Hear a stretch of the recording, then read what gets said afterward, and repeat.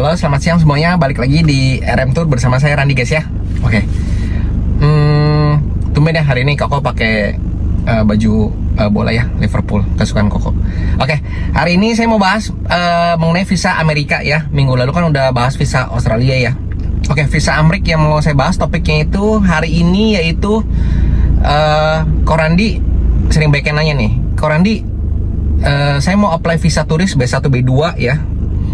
Itu apa bisa kok ya untuk kunjungan keluarga saya yang di Amerika gitu ya, atau mengunjungi sanak saudara gitu ya yang di Amerika gitu guys ya. Simpelnya seperti itu. Oke, pertama saya bahas dulu nih mengenai apa itu visa turis B1 B2 ya. Visa turis B1 B2 itu diperuntukkan memang udah digabung ya, jadi untuk kunjungan bisnis dan untuk jalan-jalan ya. Disertai boleh juga untuk kunjungan keluarga ya. Jadi business and tourism itu B1 B2 sekaligus kunjungan keluarga gitu guys ya. Jadi apabila misalnya kita ada keperluan untuk misalnya kunjungan bisnis itu misalnya ya kantor kita tempat bekerja itu ada keperluan untuk menghadiri konferensi di sana ataupun misalnya bertemu dengan rekan bisnis lainnya, itu bisa pakai B1 B2. Berikutnya, apabila yang seperti kita ketahui ya, fungsi umumnya yaitu apabila kita mau jalan-jalan di sana guys ya, itu bisa pakai B1 B2 yaitu visa turis gitu ya, di jalan-jalan mengikuti peraturan-peraturan yang sudah ditetapkan ya, seperti batas overstay-nya itu maksimal 6 bulan gitu guys ya. Terus umur visanya itu kalau Amerika tuh fix rata semua 5 tahun gitu guys ya. Nah, balik lagi kalau misalnya Korandi kalau misalnya untuk kunjungan keluarga gimana gitu ya, itu sama, visa B1 B2 itu sama, persis peruntukannya sama. Jadi apply-nya itu harus visa turis ya, B1 atau B2 gitu guys ya, untuk kunjungan keluarga gitu ya. Tapi saya harus tanya dulu gitu ya, harus pastiin dulu nih. Dan kalian harus pastiin dari awal dulu. Misalnya keluarganya di sana statusnya apa gitu ya. Kalau misalnya statusnya sudah permanent resident atau misalnya sudah citizen gitu guys ya, itu sudah bagus dan saya saranin gitu guys ya. Ambil contoh misalnya citizennya itu misalnya dia sudah melakukan perkawinan dengan orang Amerika sana ya, otomatis kan dia citizen dan anak-anaknya pun otomatis citizen gitu guys ya. Nah itu baru saya boleh bilang oke, bisa gitu ya. Tapi kalau misalnya di sana saudara kalian itu statusnya masih non imigran, itu jangan coba sekali-sekali gitu ya. Non imigran itu berarti maksudnya masih visa turis gitu ya guys ya. Itu jangan sekali-sekali kalian ceritanya kunjungin keluarga di sana gitu guys ya. Nanti udah pasti itu kemungkinan besar sekali itu di reject ya, seperti itu guys ya. Nah, Korandi oke. Kalau misalnya nih saya punya keluarga citizen di sana gitu ya, statusnya udah citizen, itu peluangnya seperti apa sih kok gitu ya. Oke, mengenai peluang, sebenarnya ini peluang ini paling sering ditanya oleh calon peserta gitu guys ya.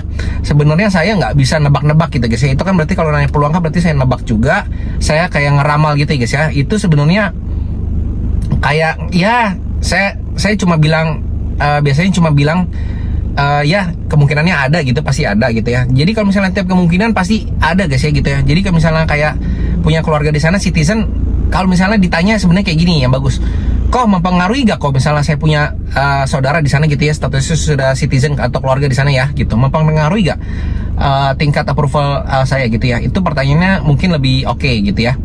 Sebenarnya kalau pengaruh selama ini ya, berdasarkan pengalaman saya guys ya, memegang visa Amerika yang sudah hampir 3 tahun ya, itu mempengaruhi dalam arti positif gitu ya. Jadi membantu untuk approval gitu guys ya. Ambil contoh, ada sekitar udah agak lama nih kasusnya, udah agak lama, saya juga udah agak lupa, sekitar 1,5 tahun kalau nggak salah ya. Ini udah beberapa kali ya saya tanganin kasus ini, udah beberapa kali.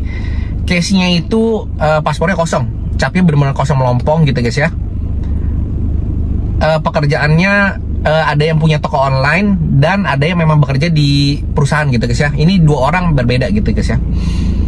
Kesamaannya mereka masing-masing punya keluarga yang citizen gitu ya.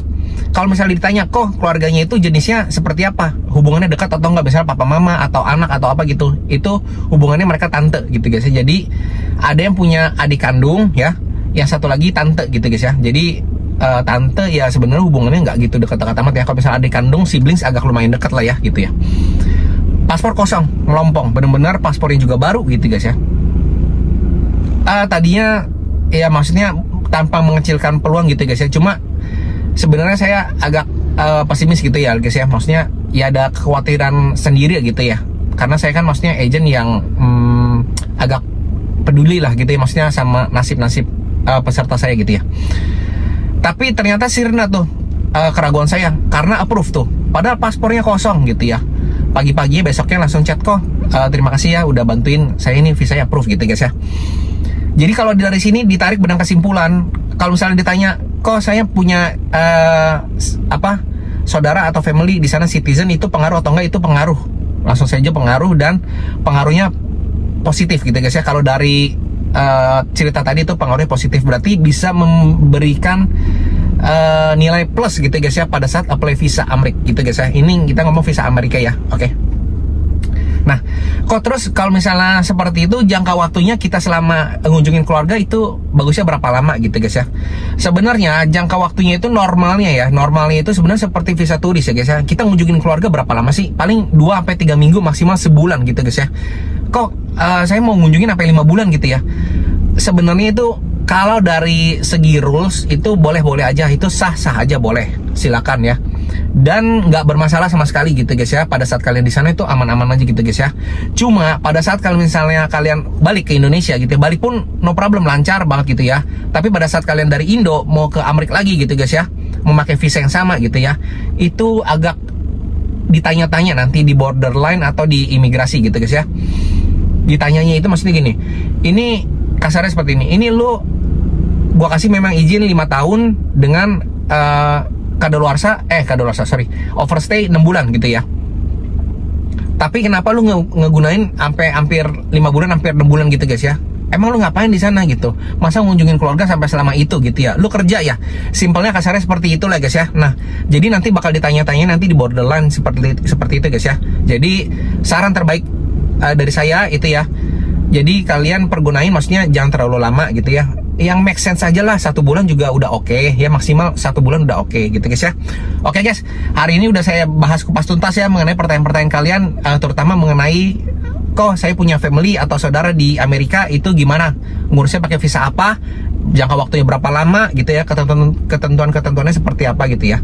Oke, sekian dulu video dari saya hari ini guys. Oke, see you on the next video, dadah.